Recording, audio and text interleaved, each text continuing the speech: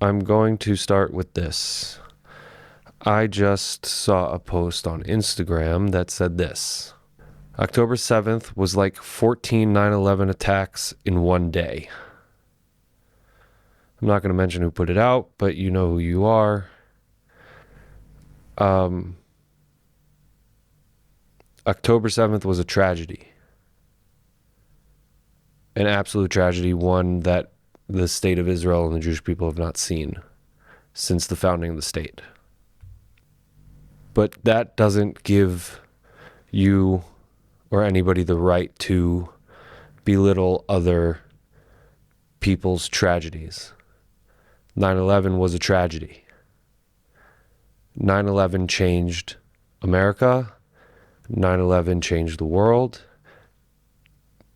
Lahavdil, with a separation, but just like October 7th changed the world.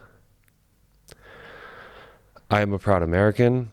I am a proud Israeli. I am a proud Jew. And I've experienced both of these. Definitely hit differently, but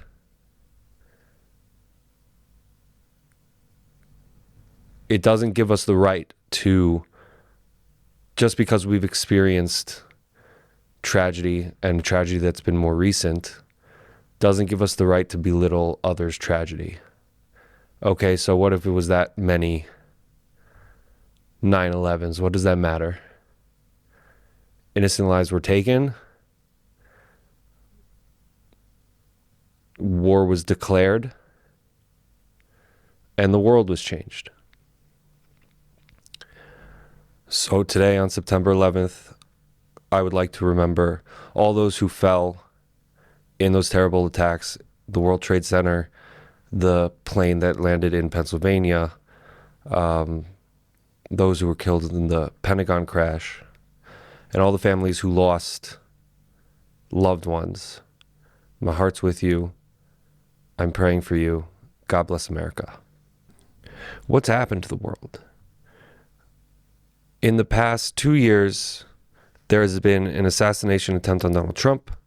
There's been the murder of Yaron Lashinsky and Sarah Lynn Milgram, the Israeli embassy staffers who were murdered in, I believe it was D.C.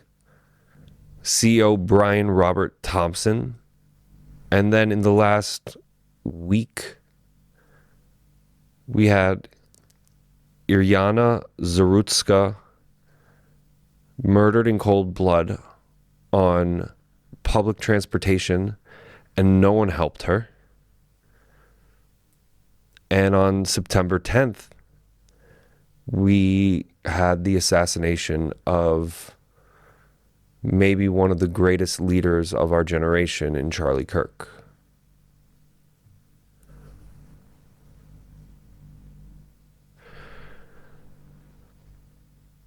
I guess I have to talk to the people that are been cheering this on, or who want violence or against people who you oppose, who you call fascists. Like, what's wrong with you? Do you really hate your life so much that it projects so loudly that you need other people to die and be miserable? Like, does your life just suck that much?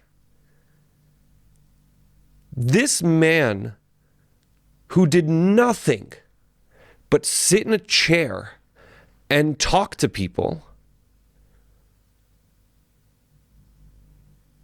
who believed in,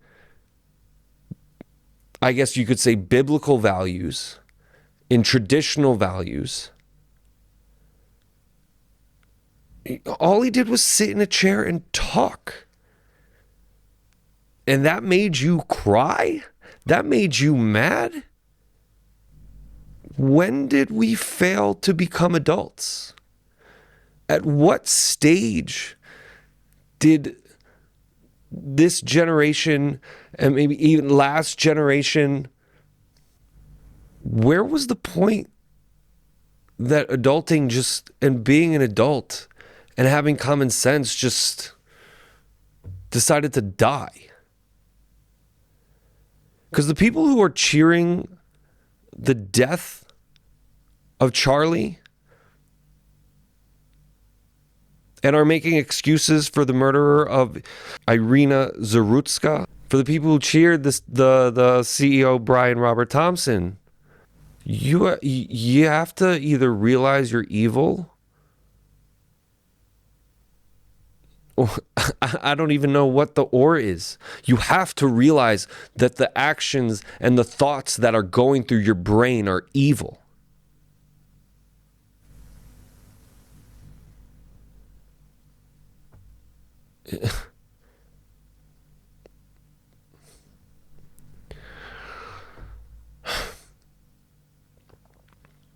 Charlie Kirk, I didn't know you.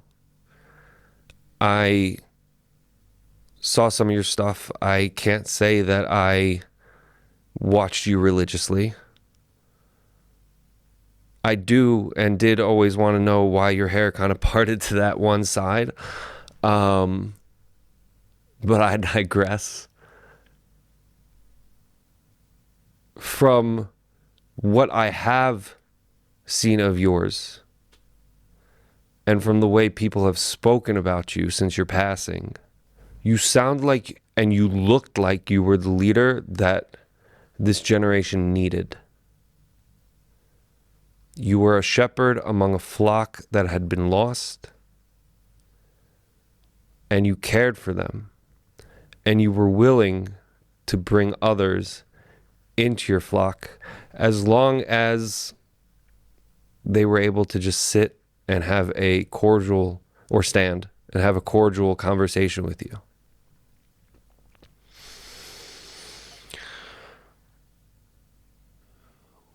When I woke up this morning, the world felt quieter. And not the relaxed quieter, that eerie quiet.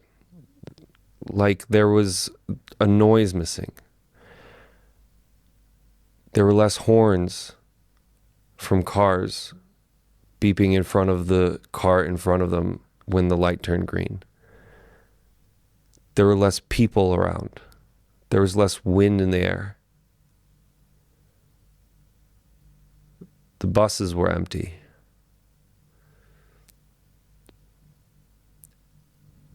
And it was that silence that you know that a voice and something big was lost. A lot of people are mourning you right now, and I'm among them as well. But I hope when this mourning period is over, that we don't hide because of what they tried to do to your name and do to your legacy. I hope more and more and more and more and more and more and more people start coming out and lifting and raising their voices and speaking truth. Because without your voice seemed like it was a voice of 1,000 voices. And although we can't replace that voice or that space, we can make shit a whole lot louder. So I dedicate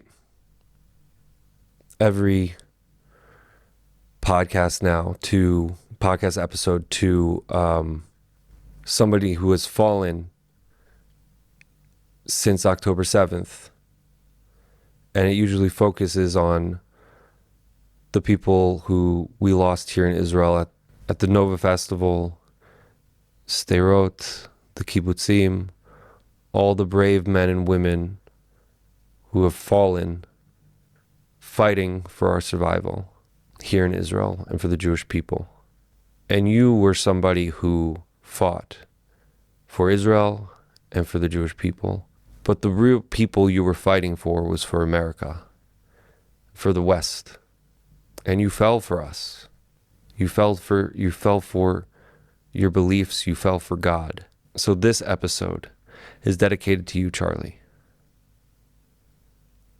Thank you for being a light unto this world. And for you, I say, God bless America. On today's episode of the Addison Edition, we dedicate this episode to Charlie Kirk. Age 31, he was assassinated while standing up for freedom and democracy. He was a family man, a loving father and husband, and all he wanted to do was talk to you.